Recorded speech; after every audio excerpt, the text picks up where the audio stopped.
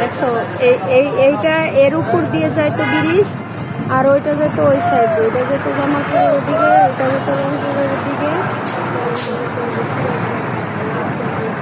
এটাও আর কি চৌরাস্তার মতো দিয়ে চারপাশে ই করে দিত।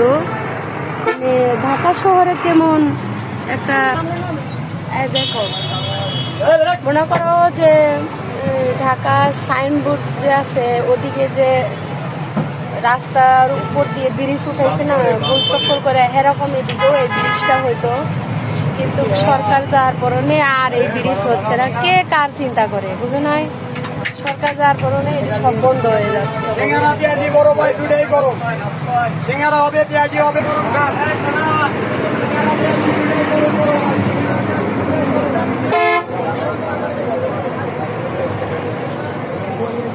এখন সরকার যাওয়ার পরে এখন কারো চিন্তা কেউ করে না, এখন শুধু নিজের চিন্তা, দেশের চিন্তা কেউ করে না, নিজের চিন্তা আগে করে সরকার যাওয়ার পরে থেকে।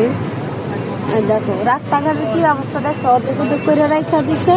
এই রাস্তাঘাট আর ওইভাবে রাইখা দিছে। ওই যে দেখো, ওই যে দেখছো ব্রিজের ই করে রাইখা দিছে। এটা মনে করো যে গোল ভাবে চক্কর ভাবে হইতো। ওই যে দেখো রটমট করে ই করে রাইখা দিছে। এটা একটা চৌরাস্তার মতন যেরকম সিস্টেম না, উপর দিয়েও সেই সিস্টেমটা হইতো, দেখছো। কিন্তু সরকার যাওয়ার পরে থেকে এডি আর ব্যবস্থা নেওয়া হচ্ছে না।